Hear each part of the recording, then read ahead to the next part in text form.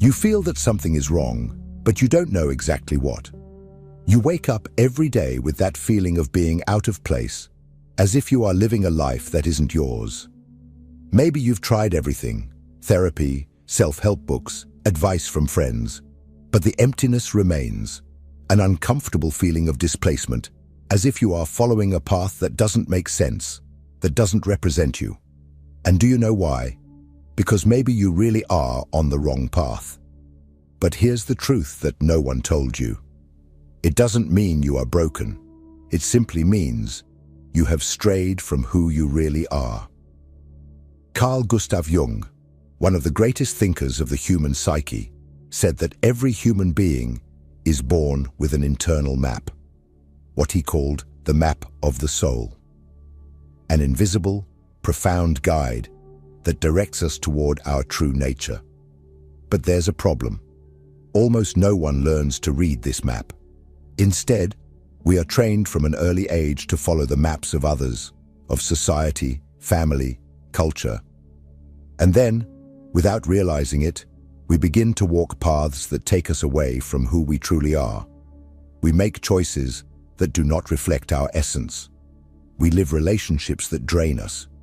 We wear masks to fit into places we should never be.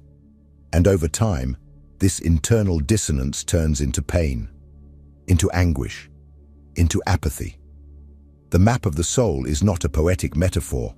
It is real.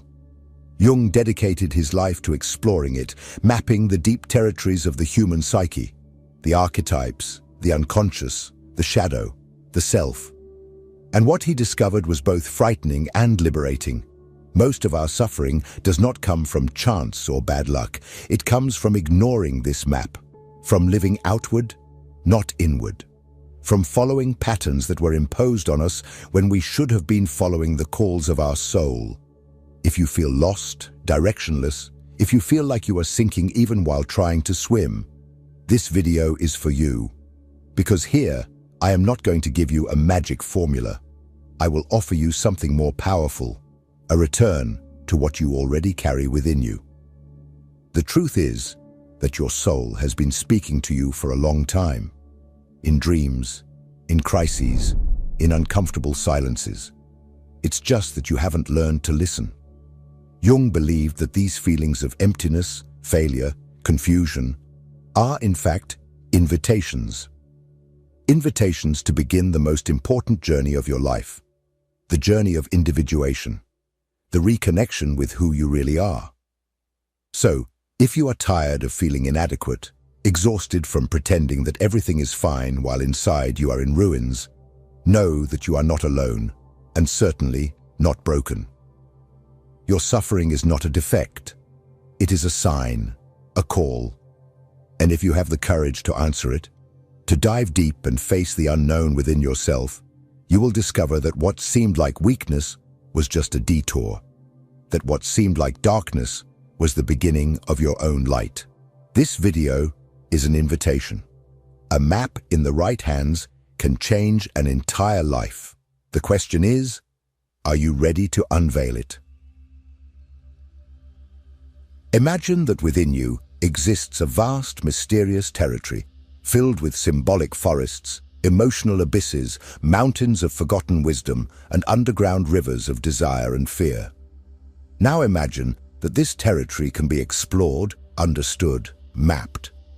This is what Carl Jung offers us with his theory of the map of the soul, a true cartography of the human psyche, constructed not with compasses and satellites, but with dreams, myths, symbols, and human suffering. For Jung, the map of the soul is not a rational, logical, or linear construction. It is a set of living symbols that emerge from the depths of the unconscious.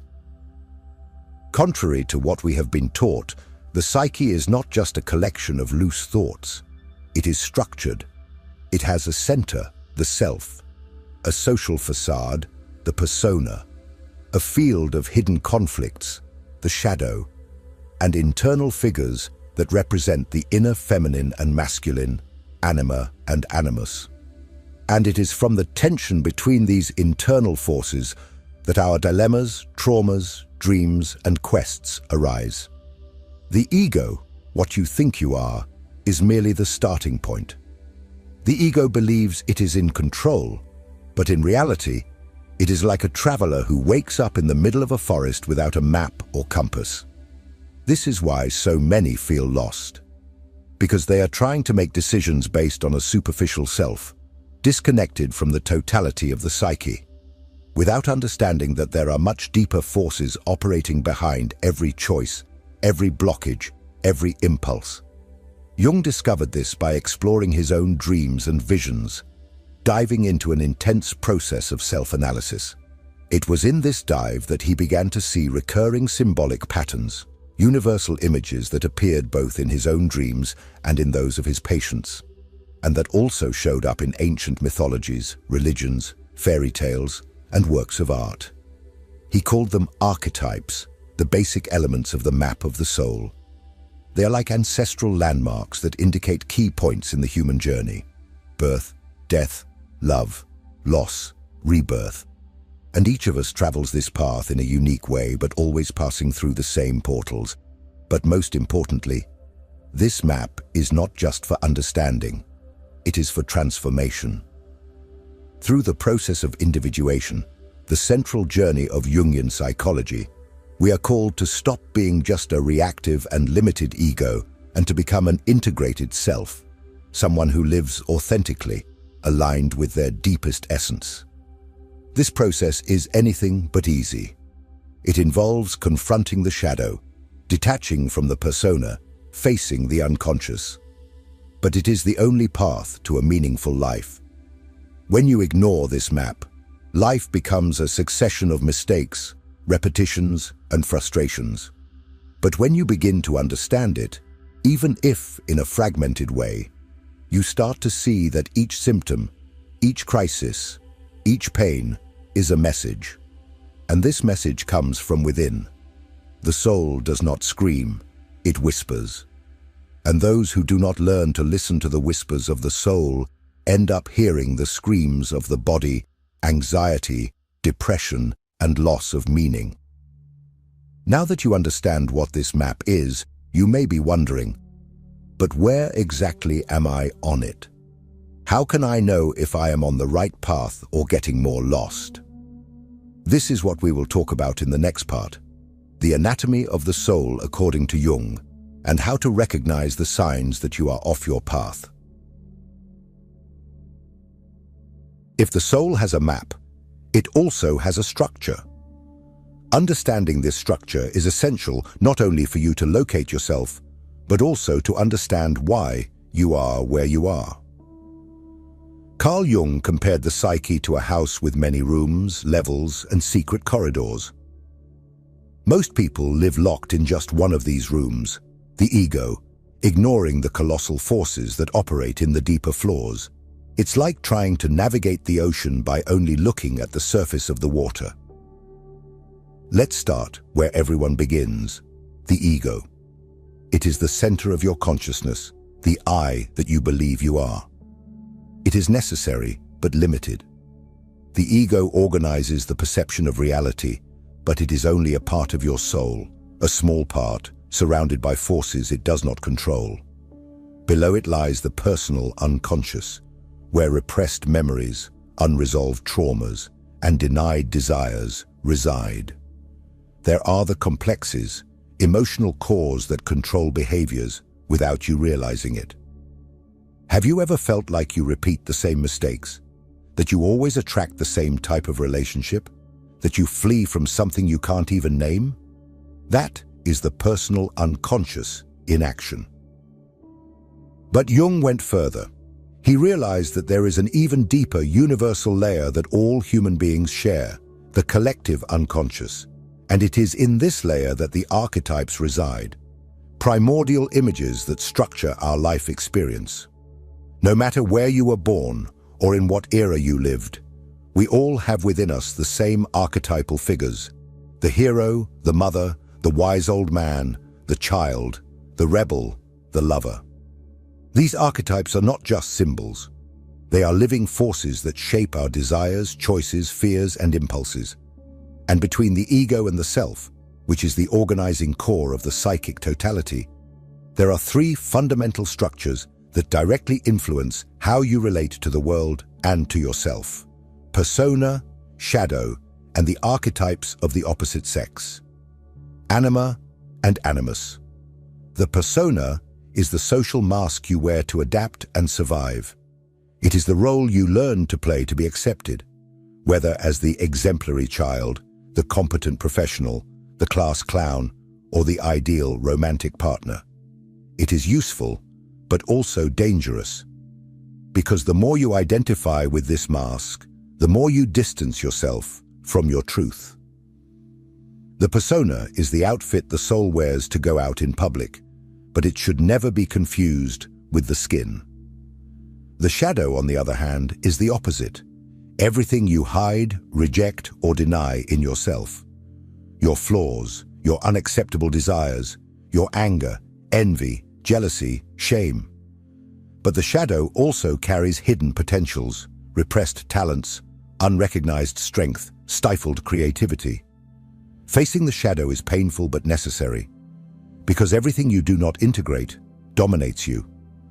Everything you do not accept in yourself, you project onto others. What you hate in others is often what you cannot bear to recognize in yourself.